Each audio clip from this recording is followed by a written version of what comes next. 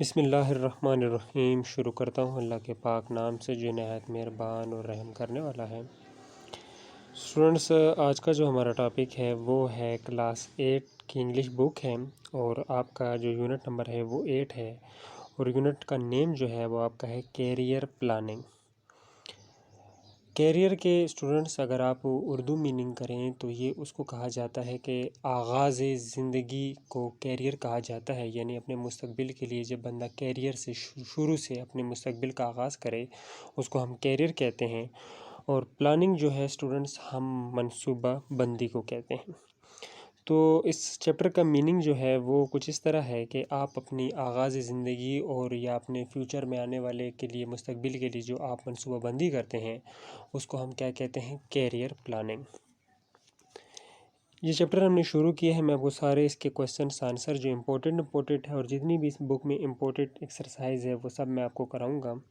चलिए शुरू करते हैं। आपका जो पहला क्वेश्चन है रीडिंग फॉर डिटेल में, उसमें स्टूडेंट्स आपसे पूछा गया है कि व्हाट डज़, मैं थोड़ा सा और जूम कर लेता हूँ, what does a career counsellor do, कि कैरियर काउंसलर क्या करता है। सबसे पहले तो आपको इसका मीनिंग पता होने चाहिए कि कैरियर काउंसलर कहते किसे हैं स्टूडेंट्स। कैरियर काउंसलर पेशे बताने वाले को कहते हैं। ये कोई भी हो सकता है, आपको जो भी कोई भी अपने पेशा बताए या कोई कहे कि आप ये काम कर रहे हैं, मशवरा देने वाला, पेशे के बारे में कोई मशवरा दे, काम के बारे में कोई मशवरा दे, उसको आप कैरियर काउंसलर कह सकते हैं, जो आपको बताए कि ये काम करें, ये कर लें, ये कर लें, वगैरह वगैरह। अब आपसे पूछ रहा है कि कैरियर काउंसलर क्या है। इसका मैंने शॉर्ट से एक आंसर यहाँ पे मेंशन किया हुआ है स्टूडेंट्स। आंसर है स्टूडेंट्स आपका कि a career counsellor is trained to help people with their career choice. Choice students इंतखाब को कहते हैं कि आप कौन सी चीज़ आप चॉइस में आप पसंद करेंगे। आपने ज़्यादातर ये सुना होगा, ये इंतखाब को कहते हैं कि आपका क्या इंतखाब है। कैरियर काउंसलर की मीनिंग तो मैंने आपको बता दी है, यानी पेशे बताने वाला। अब वो कह रहा है कि कैरियर जो काउंसलर है वो लोगों की मदद करता है और उन्हें ट्रेन करता है कि वो अपने इंतखाब, अपने कैरियर यानी आने वाले मुस्तकबिल का जो है उनमें से किसी एक का इंतखाब करें। He helped to identify the fact influencing on the career development। वो मदद करता है कि कैरियर की जो तरक्की है, आपके मुस्तकबिल की तरक्की पर जो असरअंदाज होने वाले हक़ाइक़ की निशानदेही कराने में भी आपकी मदद करता है। He helped to access the interest, abilities and values of the pupil। Students interest जो है वो कहते हैं दिलचस्पी को, एबिलिटीज़ जो है स्टूडेंट्स ये सलाहियतों को कहते हैं, वैल्यूज़ जो कदर अक़दार वग़ैरह को कहा जाता है। ये आप लोगों की जो है कदर अक़दार, सलाहियतें और दिलचस्पी तक उनकी रसाई में, कि जहाँ पे उनकी जो दिलचस्पी है वो किस चीज़ में ज़्यादा दिलचस्पी रखते हैं, उनको जिस चीज़ में ज़्यादा दिलचस्पी रखते हैं, कैरियर काउंसलर उनको वो मशवरा देता है कि आप ये काम करें, आप ये काम करें, ये काम करें, आपके लिए बेहतर होगा। ये उनमें भी उनके लिए मदद करता है। अब उम्मीद करता हूँ कि नंबर 1 क्वेश्चन जो है वो आप समझ भी चुके हैं और मैंने को वन बाय वन करके मीनिंग के साथ भी समझा दिया है कि कैरियर काउंसलर का काम क्या है। दूसरा क्वेश्चन है और बहुत ज़्यादा इम्पोर्टेंट क्वेश्चन है, वो है what is difference between N occupation and a profession. अगर आपने चैप्टर रीड किया हो तो आपको वहाँ पे 2 लफ्ज़ मिलने होंगे कि ऑक्यूपेशन क्या है और प्रोफेशन क्या है। अगर आप अपने चैप्टर का दूसरा नंबर पैराग्राफ रीड करें तो इसमें क्वेश्चन भी किया था कैरियर काउंसलर से, पता नहीं किसने किया था, मेरे जहन में नहीं है, कि ये ऑक्यूपेशन और प्रोफेशन के बारे में बता दें। उसने फिर डिटेल के साथ बताया था। यहाँ पे मैं थोड़े से मेंशन कर लेता हूँ। सबसे पहले तो आप मीनिंग समझ जाएं। बिटवीन जो है वो किसी दो चीज़ों के दरमियान वो कहते हैं। डिफरेंस जो है वो फ़र्क, मुख्तलिफ वगैरह को कहा जाता है। अब ऑक्यूपेशन एंड अ प्रोफेशन जो है, ये 2 लफ्ज़ हैं, प्रोफेशन और ऑक्यूपेशन, ये एक दूसरे के सिनोनिम्स हैं, मुतरादिफ आप इसको कह दें, एक दूसरे के साथ मिलते जुलते हैं। अगर इनके बहुत ही ज़्यादा अच्छी मीनिंग की जाए तो ऑक्यूपेशन जो है स्टूडेंट्स वो किसे कहते हैं, वो कहते हैं शोबे को, और प्रोफेशन जो है वो कहते हैं पेशे को। चलें इसके आंसर से इसको समझते हैं। Occupation refer to the regular activity perform by a person to earn his bread and butter. अब वो कह रहा है कि ऑक्यूपेशन जो है वो एक रेगुलर रोज़मर्रा की एक ऐसी सरगर्मी है जिससे इंसान जो है वो पैसे वगैरह कमाए, खाना वगैरह कमाए, कुछ चीज़ भी पैसे कमाए, रिज़्क कमाए, आप इस तरह समझिए रिज़्क कमाए, उसको हम ऑक्यूपेशन कहते हैं। यानी कि ऐसे शोबा है जिसमें मज़दूर वगैरह, इलेक्ट्रिशियन, सारे जितने भी हैं, कारपेंटर, ये सारे वगैरह ऑक्यूपेशंस में आते हैं। स्किल्स हैं, ऐसे स्किल्स जिससे वो पैसे कमाएं। प्रोफेशन क्या है स्टूडेंट्स, ये भी एक ऑक्यूपेशन ही है विच रिक्वायर, मगर इसके लिए एक आला तालीम या आला डिग्री की ज़रूरत होती है। सॉरी, आला डिग्री की ज़रूरत होती है। देखें, जिस तरह डॉक्टर भी अब पैसे कमाता है, मगर उसका जो काम करता है वो उसका शोबा है। मगर जो उसका जो शोबा है वो मेडिकल ट्रीटमेंट देना है, मगर उस इस काम के लिए उसने प्रोफेशन, जो अपने पेशे के लिए उसने एक आला डिग्री ली है, एमबीबीएस की डिग्री हो गई। इस तरह के इंजीनियर है, उसका काम जो है वो भी, उसका जो काम वो पैसे कमा रहा है जिस काम से, वो तो उसका शोबा है। मगर जो उसने उस शोबे के लिए, जो पेशे के लिए अपने लिए जो तालीम हासिल की, जो डिग्री हासिल की, उसको हम क्या कहते हैं? प्रोफेशंस कहते हैं। ये आपके 2 क्वेश्चंस कंप्लीट हो गए। इसके बाद मैं आपको रीडिंग फॉर मीनिंग्स कराता हूँ। स्टूडेंट्स, रीडिंग फॉर मीनिंग्स शुरू करते हैं। इसमें 2 क्वेश्चंस हैं। पहला क्वेश्चन है, what is aptitude, how does it effect the professional choice people making in life. सबसे पहले आप सवाल को समझें कि आपसे पूछ रहा है कि रुझान क्या है, और ये ज़िंदगी में जो है वो अपनी प्रोफेशनल, ये पेशा जो है उसको चूज़ करने में लोगों की ज़िंदगी पर क्या असर डालता है। इसका आंसर मैंने शॉर्ट से यहाँ पे मेंशन किया है कि एप्टीट्यूड यानी रुझान play a very important role to adopt a career. आपको अपना कैरियर का जो मुस्तकबिल है उसको हासिल करने के लिए रुझान जो है वो एक बहुत ही अहम किरदार अदा करता है। Aptitude is a natural ability to do something. Aptitude यानी रुझान जो है वो फितरती सलाहियत, हर किसी में एक फितरती सलाहियत होती है।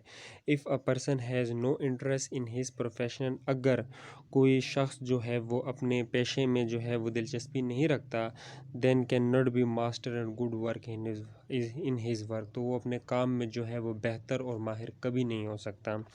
सवाल को मैं आपको थोड़ा बहुत खुलासा समझा दूं तो आप और डिटेल के साथ इसको समझ जाएंगे। देखिए, रुझान है, आप अगर इंजीनियर बनना चाहते हैं, अगर आप अपनी इंजीनियर बनना चाहते हैं और आपको सारी मेंटली कुदरती सलाहियत होती है, ये एक रुझान है आपका इंजीनियर बनना, तो आप जो है वो किसी मजबूरी के हाथ या वैसे प्रेशराइज आपको घर वाले कर दें तो आप डॉक्टर बनने के लिए चले जाएं, तो वो अपने फील्ड में आप कभी भी अच्छी परफॉर्मेंस नहीं दिखा पाएंगे, क्योंकि आपकी जो मेंटली लेवल है या आपकी जो सलाहियत है वो इंजीनियर तक ज़्यादा तक महदूद थी। आपको इंजीनियरिंग जो था उसका शौक़ भी था, तो जब आप पे कोई चीज़ फोर्स किए जाए तो वो जो है मेडिकल, कोई और भी मेडिकल के अलावा भी आपको कोई और चीज़ फोर्स हो जाए तो आप जो है उसमें अच्छी कारकर्दगी नहीं दिखा सकते।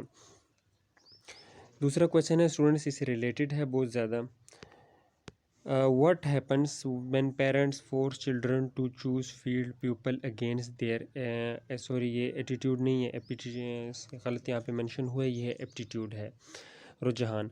वो कहते हैं कि जब बच्चों के रुझान के ख़िलाफ़ जब है वालिदैन इनको फ़ोर्स करते हैं कि वो कोई फ़ील्ड उठाएं, वालिदैन की मर्ज़ी के मुताबिक जो है वो कोई भी फ़ील्ड अपनाएं, और बच्चे का रुझान जो वो एक तरफ और वालिदैन उनको एक तरफ फ़ोर्स करें, तो क्या होता है। यहाँ पे बहुत ज़्यादा इसके काजेज़ हैं। 2 काजेज़ मैंने लिखे हैं, that can lead to a variant of issue. ये बहुत सी जो है वो मुख्तलिफ़ इक़साम की जो मसाइल का सबब बनती है। तो यहाँ पे 2 हैं जो बहुत ज़्यादा इम्पोर्टेंट हैं। नंबर 1 पे है, the students may face unsatisfactory academic performance and low grade. जो स्टूडेंट जो है वो अपनी एकेडमिक परफॉर्मेंस यानी कारकर्दगी में और लो ग्रेड का जो है उसको सामना करना पड़ता है और बेइत्मीनानी का सामना करना पड़ता है। It cause a lack of confidence, इसमें लैक ऑफ कॉन्फिडेंस की कमी हो जाती है। And the frustration among learning, तो उसकी जो है वो तालीम और लैक ऑफ कॉन्फिडेंस दोनों के दरमियान जो है उसकी कमी होती है। ये आपका जो है स्टूडेंट्स क्वेश्चन नंबर 2 भी रीडिंग फॉर मीनिंग्स भी मुकम्मल हो चुका है। इसके बाद मैं अब एक्सरसाइज शुरू करूँगा, क्योंकि क्वेश्चन में यही क्वेश्चन इंपॉर्टेंट थे। चलें नेक्स्ट एक्सरसाइज शुरू करते हैं। चलें स्टूडेंट शुरू करते हैं। अपना जो हमारा टॉपिक है वो क्वेश्चन आंसर तो कंप्लीट हो गए, इसके बाद जो है वो हमारा टॉपिक है एडजेक्टिव। स्टूडेंट्स, एडजेक्टिव जो है वो क्या है और इसके बारे में आपको कंप्लीट डिटेल के साथ बताऊंगा, आप इसको गौर से सुनिएगा। जब आप ये एडजेक्टिव को समझ जाएंगे तो क्वेश्चन नंबर 2 और 3 आपको ये सॉल्व करने में अब बहुत आसानी होगी। चलिए शुरू करते हैं एडजेक्टिव। स्टूडेंट्स इसमें सबसे पहले तो डी साइलेंट है। डी की जब आप इसको प्रोनाउंस करते हैं तो ये एडजेक्टिव नहीं है, ये एडजेक्टिव है। इसमें डी साइलेंट है सबसे पहले। अब इसकी डेफिनेशन देखते हैं जो शॉर्ट सी मैंने यहाँ पे मेंशन की है। एडजेक्टिव आर वर्ड्स, ये अल्फाज हैं। जिस तरह वर्ब अल्फाज हैं, नाउन्स अल्फाज हैं, ये बस की तरह इंग्लिश की वेकेबलरी है, अल्फाज हैं। डैट डिस्क्राइब, जो डिस्क्राइब करते हैं नाउन को और प्रोनाउन को। नाउन और प्रोनाउन आपने जो पिछली एक्सरसाइज थी उसमें मैंने आपको बता दिया कि नाउन किसे कहते हैं और प्रोनाउन किसे कहते हैं। थोड़ा सा मैं यहाँ पे एक बार रिवाइज कर लेता हूँ। स्टूडेंट्स, नाउन किसी चीज़, जगह, शख्स वगैरह के नाम को नाउन कहते हैं और इनकी जगह अगर कोई अल्फाज इस्तेमाल किया जाए इशारतन, उनकी तरफ किसी चीज़ की तरफ इशारा किया जाए, उनको हम क्या कहते हैं? प्रोनाउन कहते हैं। फॉर एग्ज़ाम्पल आप कहते हो this is beautiful car, car is beautiful आप कह देते हो, फिर आप कह देते हो कि दिस इज़ ब्यूटीफुल कार, तो ये दिस जो है स्टूडेंट्स ये प्रोनाउन है। एक एग्जांपल करते हैं स्टूडेंट्स, उसकी मदद से मैं आपको एडजेक्टिव समझा देता हूँ कि आप समझ चुके होंगे। वो कह रहे हैं कि एडजेक्टिव और वर्ड्स दैट डिस्क्राइब नाउन और प्रोनाउन। एडजेक्टिव ऐसे अल्फाज हैं जो नाउन और प्रोनाउन को वाजिया करते हैं। फॉर एग्जांपल देखते हैं, देखिए यहाँ पे कह रहे हैं कि Asad is driving a black car. अब जो असद है ये हमारा सब्जेक्ट है, इज़ हमारा हेल्पिंग वर्ब है, ड्राइविंग जो है ये हमारा क्या कहते हैं? वर्ब है। अ ब्लैक कार, अब कार जो है स्टूडेंट्स ये हमारा ऑब्जेक्ट है। अब ये जो ब्लैक क्या है स्टूडेंट्स, ये इस कार को और डिस्क्राइब कर रहा है, हमें बता रहा है कि ब्लैक कार है, वाइट कार है, ग्रे कार है, ब्लू कार है, रेड कार है। ये और डिस्क्राइब कर रहा है इस कार को, इस नाउन को। ये कार जो है ये नाउन है स्टूडेंट्स, एक नाम है, इसको और डिस्क्राइब कर रहा है। ये हमारा एडजेक्टिव का काम करता है। दूसरी एग्जांपल है कुछ इसी तरह ही, इसमें प्रोनाउन भी मैं आपको बता देता हूँ। इट इज़ ब्यूटीफुल, ये खूबसूरत है। अब इट जो है स्टूडेंट्स ये हमारा क्या है? प्रोनाउन है। अब इसको एक्सप्लेन कर रहे हैं आगे, ये जो ब्यूटीफुल जो है ये यहाँ पे एडजेक्टिव का काम कर रहा है। ये इस इट को जो है जिसकी तरफ हमने इशारा किया, इसके बारे में ये डिस्क्राइब कर रहा है कि ये खूबसूरत है। उम्मीद करता हूँ कि आप एडजेक्टिव समझ चुके होंगे। ये सिफिक्स जो लिखा हुआ है स्टूडेंट्स, इसको भी एक बार देख लें, एक जहन नशीन कर लें। मैंने आपको पहले भी पढ़ाए थे प्रीफिक्स और सिफिक्स। सिफिक्स की मदद से भी हम जो है वर्ब और नाउन को एडजेक्टिव में तब्दील करेंगे। Use the above words in your sentences. आपका जो क्वेश्चन नंबर 2 है उसमें आपको कहा गया है कि use the above words in your sentences, इसको एडजेक्टिव में सेंटेंस में अपने में तब्दील करें। सबसे पहले हमारे पास वर्ड्स है एप्टीट्यूड, इसका मतलब है रुझान। He showed great aptitude for study, उसने जो है वो अपनी क्या कहते हैं तालीम के लिए एक बड़ा रुझान जो है उसको दिखाया।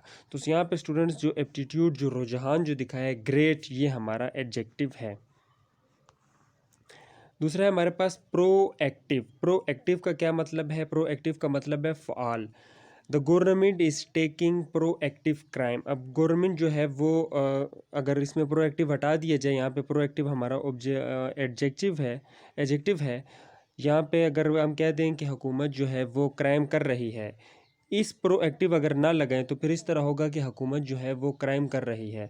मगर साथ हमने प्रोएक्टिव लगा दिया। क्राइम जो है इस नाउन को हमने वाज़िया करने के लिए, जुर्म को वाज़िया करने के लिए, डिस्क्राइब करने के लिए हमने बताया कि इसको प्रोएक्टिव का इस्तेमाल किया। इसका मतलब फार और सेंटेंस में इसका मतलब हो गया कि हुकूमत जो है वो जराइम पर काम कर रही है, यानी जराइम को रोक रही है। अल्ट्रेशन, अल्ट्रेशन का स्टूडेंट्स किस चीज़ में तब्दीली, रद्दो बदल को कहते हैं। She did a good job on dress alteration. अब यहाँ पे ड्रेस को हमने अल्ट्रेशन किया, उसने जो है वो कपड़े चेंज करते वक्त एक बेहतरीन काम किया, एक बेहतरीन या अच्छा काम किया। इसको हम यहाँ पे हमारा एडजेक्टिव है अल्ट्रेशन। क्वेश्चन नंबर 3 है स्टूडेंट्स आपका, convert the given nouns and verb into adjective. आपको कहा गया है कि इसमें जो है वर्ड्स और नाउन्स हैं और वर्ब हैं, इनको एडजेक्टिव में तब्दील कर दें। मैंने आपको सबसे पहले ऊपर एक लफ्ज़ दिखा दिया था जिसको सिफिक्स कहते हैं। सिफिक्स वो उसको कहा जाता है कि अगर आप किसी वर्ड्स के आखिर में कुछ 2-3 अल्फाज लगा लें और उसकी मीनिंग चेंज हो जाए, उसको हम सिफिक्स कहते हैं, और शुरू में लगा लें उसकी मीनिंग चेंज हो जाए तो हम उसको प्रीफिक्स कहते हैं। देखिए जिस तरह पहला लफ्ज़ है कोरेज, अब इसके हम एंड में 2 अल्फाज या की चेंजिंग करेंगे तो ये 2 या 3 अल्फाज की, तो इसका मीनिंग ही चेंज हो जाएगा। करेज का मतलब है स्टूडेंट्स हिम्मत, और करेजनेस का मतलब है बहादुरी। इस तरह स्टॉर्म है, इसको स्टॉर्मी कह देंगे। स्टॉर्म जो है वो तूफ़ान को कहते हैं, स्टॉर्मी जो है वो तूफ़ानी को कहते हैं। नेचर जो है वो स्टूडेंट्स हम फितरत को कहते हैं, और नेचुरल जो है वो हम कुदरत को कहते हैं। इस तरह ये मैंने सारे यहाँ पे मेंशन किए हुए हैं, ये आप अपने इस पे नोट भी कर सकते हैं, ये ऑलरेडी जो है वो सॉल्व हैं। मगर ये आपको एक और बात बता दूँ, यहाँ पे जो वर्ब है पहला है क्रिएट। क्रिएट का मतलब है बनाना और क्रिएटेड का मतलब है बनाया। ये गलत है, यहाँ पे ये आएगा क्रिएट एबल। क्रिएट एबल यानी बनाने के काबिल, क्रिएट एबल, यहाँ पे क्रिएटेड नहीं, यहाँ पे क्रिएट एबल आएगा। ये आपके क्वेश्चन नंबर 2 और 3 कंप्लीट हो चुके हैं। अब हम नेक्स्ट क्वेश्चन शुरू करेंगे स्टूडेंट्स। अब हम नेक्स्ट क्वेश्चन करेंगे। क्वेश्चन नंबर 4 शुरू करने से पहले आपको ये समझाना लाजमी है कि क्वेश्चन नंबर 4 किसके मुतल्लिक है और उसमें क्या पूछा गया है। अगर आप उसका कंसेप्ट क्लियर कर दें तो स्टूडेंट्स आप क्वेश्चन नंबर 4 से रिलेटेड या क्वेश्चन नंबर 4 की में से कोई क्वेश्चन आ जाए आपसे पूछा हो ऑब्जेक्टिव में, तो आप इजीली उसको सॉल्व कर लेंगे। क्वेश्चन नंबर 4 में आपसे आर्टिकल के बारे में पूछा गया है कि आर्टिकल क्या है और आर्टिकल जो है वो फिल करें। आपको फिलिंग द ब्लैंक्स दिए गए हैं। आपको पहले ये समझना है कि स्टूडेंट्स आपसे पूछा क्या गया है। पूछा गया है कि आर्टिकल्स। स्टूडेंट्स आर्टिकल जो हैं वो दो किस्म के होते हैं, एक होते हैं इंडेफिनेट और दूसरे होते हैं डेफिनेट। ये आप पहले बात ज़हन नशीन कर लें। और इनडेफिनेट जो है स्टूडेंट्स वो ऐसे आर्टिकल हैं जिसके मतलब नहीं, ना वगैरह में आए। और डेफिनेट आर्टिकल का अगर डेफिनेट का मतलब देखा जाए तो वो है क्लियर। इनडेफिनेट का मतलब नहीं नहीं, और डेफिनेट का मतलब है क्लियर। आर्टिकल कहते हैं पार्ट को, किसी हिस्से या टुकड़े वगैरह को हम क्या कहते हैं, आर्टिकल कहते हैं। इनडेफिनेट आर्टिकल कौन से हैं, ए और एन, और डेफिनेट आर्टिकल कौन से हैं, द। अब स्टूडेंट्स मैंने तो आपको बता दिए कि इनडेफिनेट कौन से हैं और डेफिनेट कौन से हैं। अब मैं आपको इसका इस्तेमाल बताऊंगा कि आपने डेफिनेट कहाँ पे इस्तेमाल करना है और इनडेफिनेट आर्टिकल आपने कहाँ इस्तेमाल करना है। आपने स्टूडेंट्स पहले भी रीड किया होगा कि वावल्स जो होते हैं उनके साथ हम ए का इस्तेमाल करते हैं, और जो कॉन्सोनेंट्स होते हैं जिसके साथ हम ए का इस्तेमाल करते हैं, अगर उनमें भी से कोई ऐसे अल्फाज होते हैं जो आ की आवाज़ दें तो उधर भी हम क्या करते हैं, ए का इस्तेमाल करते हैं और एन का साथ भी इस्तेमाल करते हैं। स्टूडेंट्स ये भी कुछ इसी तरह ही है, मगर यहाँ पे जो है वो आपने दा और ए एन का थोड़ा सा इस्तेमाल, थोड़ा सा ज़्यादा नहीं, थोड़ा सा चेंज है, एक और उसका इस्तेमाल है, ये भी जहन नशीन कर लें। ए और एन का इस्तेमाल स्टूडेंट्स आपने कहाँ पे करना है। फॉर एग्ज़ाम्पल मैं आपको एग्ज़ाम्पल दे रहा हूँ, give me a pencil. Give मुझे एक पेंसिल दो। ए और एन का इस्तेमाल आपने उस जगह पे करना है कि जहाँ पर उस चीज़ का पता ना हो कि वो कौन सी चीज़ है। फॉर एग्ज़ाम्पल मैं आपसे कह रहा हूँ गिव मी अ पेंसिल, मुझे एक पेंसिल दो। अब मैंने आपको ये नहीं बताया कि मुझे रेड कलर की पेंसिल दो, मुझे वाइट कलर की पेंसिल दो, मुझे ब्लैक कलर की पेंसिल दो, भाई मुझे एक पेंसिल दो। उम्मीद करता हूँ कि आप समझ चुके होंगे। एक और एग्जांपल लेते हैं, give me an orange to eat, मुझे एक माल्टा दो खाने के लिए। अब मैंने आपसे ये नहीं कहा कि जो वो बड़ा वाला माल्टा दो, वो छोटा वाला दो, 2 दर्जन माल्टे दो, ये वाले जो सामने पड़े हैं ये वाले माल्टा दो। मैंने आपको कोई जिक्र नहीं किया, मैंने सिर्फ आपको ये कहा है कि आप मुझे माल्टा दो खाने के लिए, वो कौन सा माल्टा है उसका कोई जिक्र नहीं। यहाँ पे आप इस्तेमाल करेंगे इनडेफिनेट आर्टिकल्स का। डिफिनेट आर्टिकल का आप इस्तेमाल वहाँ पे करेंगे जहाँ पे एग्जैक्ट आप बता रहे हो कि भाई मुझे वो वाली चीज़ दो। फॉर एग्जांपल देखें, मैंने एग्जांपल दे दिए, give me the book that I give you to read, मुझे वो वाली किताब दो जो मैंने तुम्हें पढ़ने के लिए दी थी। अब यहाँ पे आप वाज़ह कर रहे हैं अपने पूरे सेंटेंस में कि मुझे वो वाली किताब दो जो तुम्हें मैंने पढ़ने के लिए दी। आप एग्जैक्ट बता रहे हैं कि कौन सी किताब के बारे में बता रहे हैं। यहाँ पे आप दा का इस्तेमाल करेंगे, यहाँ पे आप आ बुक का या एन का इस्तेमाल नहीं करेंगे। उम्मीद करता हूँ कि स्टूडेंट्स आपने ए और एन का और दा का जो आर्टिकल्स हैं उनका इस्तेमाल समझ चुके होंगे। आपका क्वेश्चन नंबर 4 करते हैं स्टूडेंट्स। क्वेश्चन नंबर 4 में आपसे पूछा कि put the appropriate articles were necessary, जहाँ जहाँ उनकी ज़रूरत है पुट करें। थोड़ी सी मैं इसको जूम कर लेता हूँ।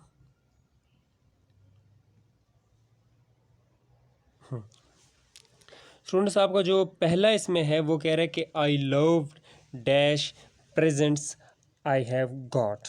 अब प्रेजेंट्स के मतलब जो है वो बहुत ज़्यादा है, इंग्लिश में मुख्तलिफ वर्ड्स में चेंज हो जाते हैं। आपने तो ये सुना होगा कि प्रेजेंट का मतलब हाजिर, मगर इसका एक और मतलब भी आपको बता दूं, ये ताइफ को तोहफे वगैरह को नहीं, उनको भी प्रेजेंट्स कहा जाता है सेंटेंस में। ये कह रहा है कि मुझे वो ताइफ या तोहफे पसंद थे जो मेरे पास हैं। अब यहाँ पे वो एग्जैक्ट बता रहा है कि भाई मुझे वो तोहफे पसंद थे, उसने बता दिए क्लियरली वो तोहफे, उसने इशारा कर दिया है कि यहाँ पे आप इस्तेमाल करेंगे द।